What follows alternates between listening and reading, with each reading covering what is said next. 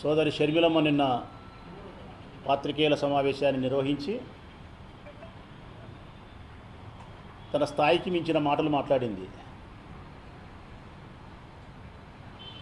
ఈ జిల్లాకు ఈ రాష్ట్రానికి సంబంధం లేని విషయాలను, తనకు సంబంధం లేని విషయాలను, ఒక తెలంగాణ రాష్ట్రానికి సంబంధించిన ఒక ఆడబిడ్డ ఈ రాష్ట్రానికి సంబంధించిన ఆడబిడ్డగా, ముఖ్యంగా ఈ జిల్లాకు సంబంధించిన ఆడబిడ్డగా మాట్లాడడం విడ్డూరంగా ఉంది. ఆమె మాటల్లోనే విన్నాం. చిన్నాయన కోరిక మేరకు ఎంపీగా పోటీ చేస్తున్న వైఎస్ వివేకానంద రెడ్డి గారి కోరిక మేరకు, రెండవది వైఎస్ఆర్ కాంగ్రెస్ పార్టీ రక్తంతో తడిచింది, మూడవది నిందితుడైన అవినాష్ రెడ్డికి ఎంపీ టికెట్ ఇచ్చినావు నువ్వు జగన్ను విమర్శించడం, నాలుగవది జగనన్నను ఓడించండి, ముఖ్యంగా వైఎస్ రాజశేఖర రెడ్డి బిడ్డగా పోటీ చేస్తున్నా, ఇది ఆమె చెప్పిన మాట. ఈ ఐదు అభ్యంతరకరాలే.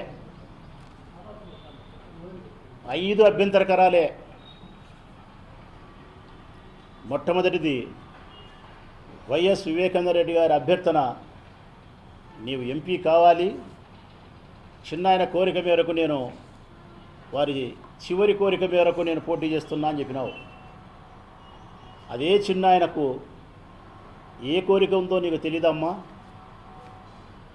తనన్నను రామునిగా భావించి, తను లక్ష్మణుడో కాదో తెలియదు, రాజశేఖరుడిని మాత్రం శ్రీరామచంద్రుడిగా భావించినాడు.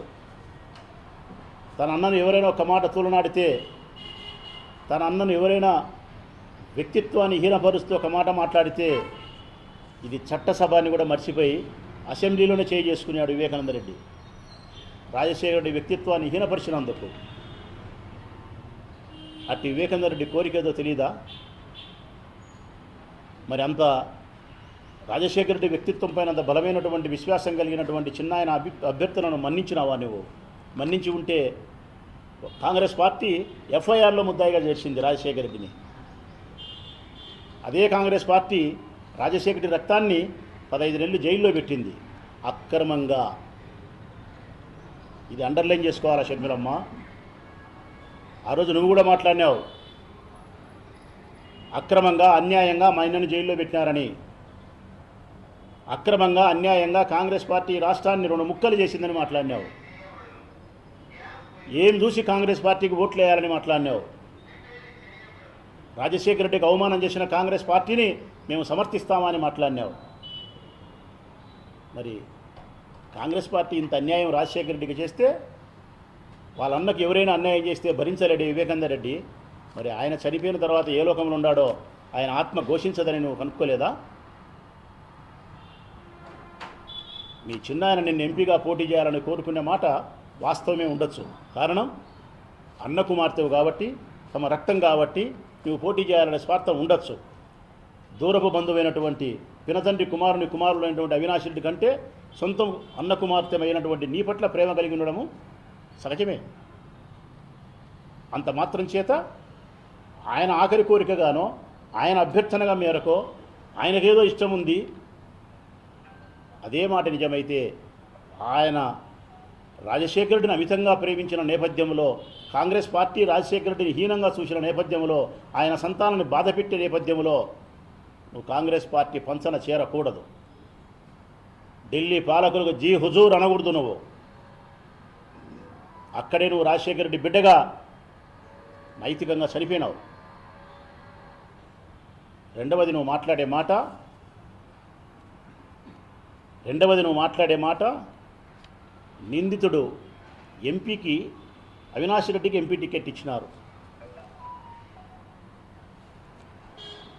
అవినాష్ రెడ్డి దోష, నిర్దోష, హత్య చేసినాడా చేయలేదని నిర్ధారణ చేసే అధికారం మీకెవరిచ్చినారు తల్లి? మీకెవరిచ్చినారు అధికారం? ఒక ఆరోపణను ఎదుర్కొంటున్నాడు, ఒక హత్య ఆరోపణను ఎదుర్కొంటున్నాడు అవినాష్ రెడ్డి గారు. మరి అవినాష్ రెడ్డి హత్య చేసినాడా చేయలేదు నిర్ధారణ చేయాల్సినది ఈ సృష్టిలో ఇద్దరే.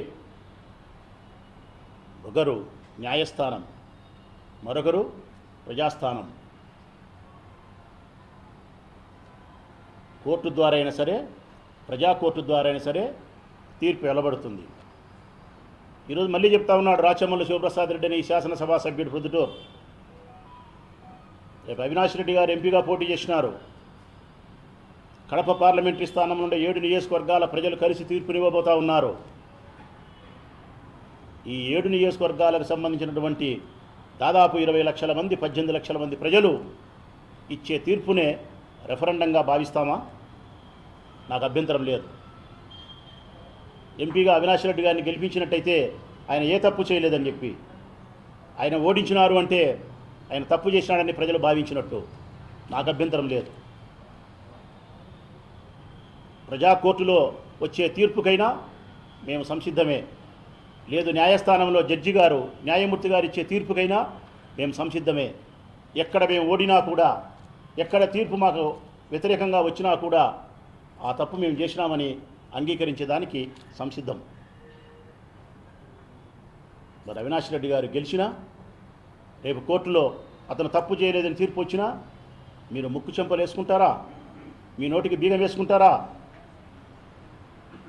నా వ్యక్తిగతంగా అయితే సోదరుడు అవినాష్ రెడ్డి పైన నాకుండే విశ్వాసాన్ని గతంలో వ్యక్తపరిచిన, మరొక్కసారి నొక్కి ఒక్కానిస్తా ఉన్న షర్మిలమ్మ గారు,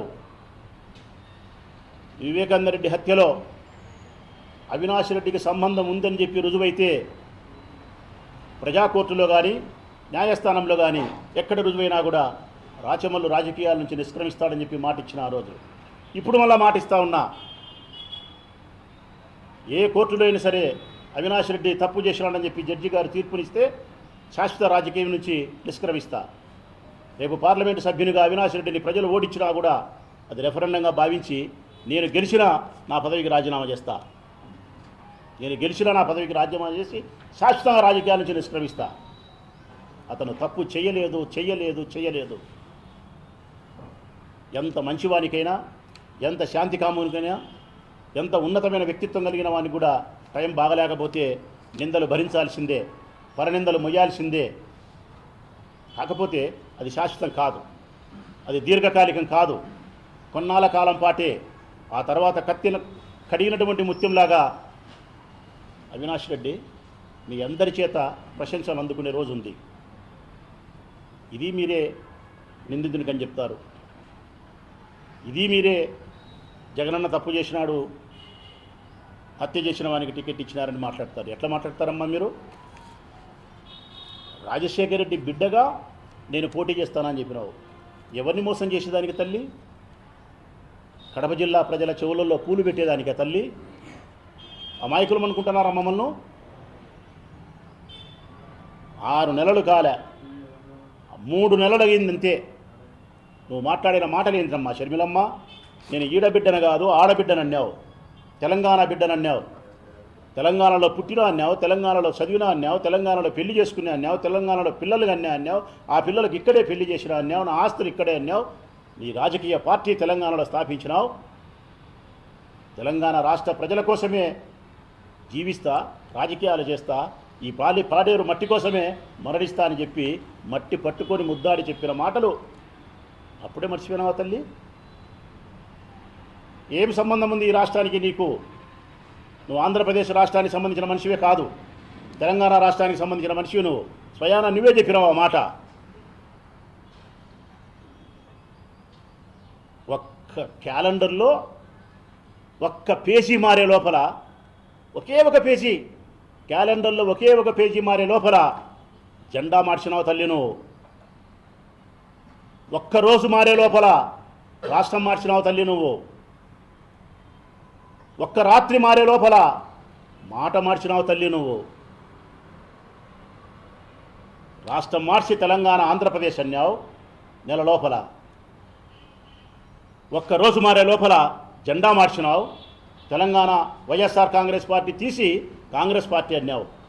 ఒక్క రాత్రి మారే లోపల కాంగ్రెస్ పార్టీ తెలుగుదేశం పార్టీ ఆలోచనలకు అద్దం పట్టే విధంగా ప్రతిబింబానివైనావు నువ్వు. కుట్రపూరితమైన వారి ఆలోచనలకు నువ్వు పావు అయినావు నువ్వు. అందుకే కుటుంబ చరిత్రను మరిచి ఇంటి గుట్టును ఈదులేకి రాగుతావా? అన్నను దోషిని చేసి, అన్నను రాక్షసుని చేసి నట్టి నడుమజాలను నిలబెట్టే ప్రయత్నం చేస్తావా? కాని వాళ్ళందరూ శత్రువులై సూటిపోటి మాటలతో మీ అన్నను పొడిచినా భరించగలిగినాడు. ఒక తల్లి సనుమన పాలు తాగి పెరిగిన నీవు ఆ అన్న హృదయాన్ని అర్థం చేసుకోలేక స్వార్థపూరితమైన రాజకీయాల కోసం చంద్రబాబు నాయుడుకు మేలు చేసేదానికి ఢిల్లీ పాలకులైన కాంగ్రెస్ పాలకులకు ఆజ్ఞకు జీ హుజూర్ అని చెప్పి వారి పంచగాసి ఈ రాష్ట్రానికి వచ్చి ఇక్కడ ఎంపీగా పోటీ చేసి రాజశేఖర రెడ్డి బిడ్డగానంటావా? మేము నిన్ను రాజశేఖర రెడ్డి బిడ్డగా స్వీకరించడం లేదు. ఎప్పుడైతే రాజశేఖర రెడ్డి వ్యక్తిత్వాన్ని హీనపరిచిన కాంగ్రెస్ పార్టీతో అంట కాగినావో, రాజశేఖర రెడ్డిని హీనంగా మాట్లాడి జీవితాంతం రాజశేఖర రెడ్డిని హీనపరిచిన చంద్రబాబు నాయుడుతో పొత్తు పెట్టుకునే అంతర్గతంగా ప్రయత్నం చేసినావో, అప్పుడే నువ్వు రాజశేఖర రెడ్డి బిడ్డగా నైతికంగా చనిపోయినావు. మేము స్వీకరించడంలే నిన్ను. నువ్వు రాజశేఖర రెడ్డి బిడ్డగా మేము స్వీకరించడంలే, నైతికంగా ఈ జిల్లా వాసిగా నిన్ను స్వీకరించడంలే, ఈ రాష్ట్రానికి సంబంధించిన బిడ్డగా ఓటరుగా నిన్ను స్వీకరించడంలే. నీ స్వార్థపూరితమైన ఆలోచనలతో నీ రాజకీయ ప్రయోజనాల కోసం ఆడ తంతే ఈడొచ్చి పన్నావు తల్లి. నువ్వు వచ్చి రాజశేఖర రెడ్డి బిడ్డగా పోటీ చేసినా అని చెప్పి 4 ఓట్లు సంపాదించుకునేదానికి ప్రయత్నం చేస్తావు. నీవు కాదు రాజశేఖర రెడ్డి బిడ్డవు. రాజశేఖర రెడ్డి యొక్క రక్తానికి మాత్రమే నువ్వు వారసురాలు. రాజశేఖర రెడ్డి యొక్క రక్తానికి, ఆలోచనలకు ప్రతిబింబం పట్టేవాడు వైఎస్ జగన్. జగన్మోహన్ రెడ్డి గారు మాత్రమే రాజశేఖర రెడ్డి ఆలోచనలకు, ఆదర్శాలకు వారసుడు. అదే ఈ రాష్ట్ర ప్రజలు భావిస్తూ ఉన్నారు, స్వీకరిస్తూ ఉన్నారు అతన్ని. నువ్వు ఇంకొక మాట కూడా మాట్లాడినావు, బాధ కలిగే మాట. మా పార్టీ రక్తంతో దర్శిందే. ఎట్లా అనగలిగిలావమ్మా నువ్వు? నోరు ఎట్లొచ్చింది తల్లి నీకు? వైఎస్ఆర్ కాంగ్రెస్ పార్టీ రక్తంతో కాదు తల్లి తడిసింది. వైఎస్ఆర్ కాంగ్రెస్ పార్టీ పేదవారి చెమటతో దర్శింది తల్లి. పేదవారి చెమటతో దర్శింది వైఎస్ఆర్ కాంగ్రెస్ పార్టీ. మా పార్టీ పుట్టుక పేదవారి కోసం, మా పార్టీ పెరిగింది పేదవారి కోసం, మా పార్టీ ప్రభుత్వంలోకి వచ్చింది పేదవారి కోసం, మా పార్టీ పాలన చేసింది పేదవారి కోసం, మా పార్టీ యుద్ధం చేస్తూ ఉండేదే ఈ రాష్ట్రంలోని పేదరిక నిర్మూలన కోసం తల్లి. ఒక్క మాటలో చెప్పాలంటే జగనన్న యొక్క ఆలోచన విధానం ఈ రాష్ట్రంలోని పేదవారి యొక్క జీవితాలలో సంతోషాన్ని నింపడమే. మీరు అనుకోవచ్చు ఆయన తెలుగుదేశం పార్టీతో యుద్ధం చేస్తున్నాడు, ఆయన కాంగ్రెస్ పార్టీతో యుద్ధం చేస్తున్నాడని. తప్పు తల్లి. ఆయన యుద్ధం చేస్తానేది కాంగ్రెస్ పార్టీతోనూ తెలుగుదేశం పార్టీతోనూ కాదు.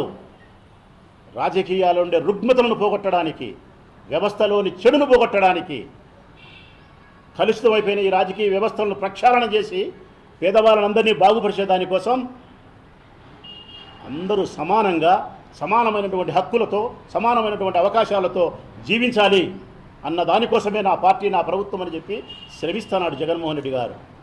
నీకు అర్థం కాలే. నీకు అర్థం కాలే కాబట్టి రక్తంతో దర్శిందంటున్నావు. వైఎస్ఆర్ కాంగ్రెస్ పార్టీ రక్తంతో తడవలే, చెమటవారి పేదవారి యొక్క చెమటతో దరుస్తూ ఉంది. ఆనాడు, ఈనాడు, ఏనాడు కూడా.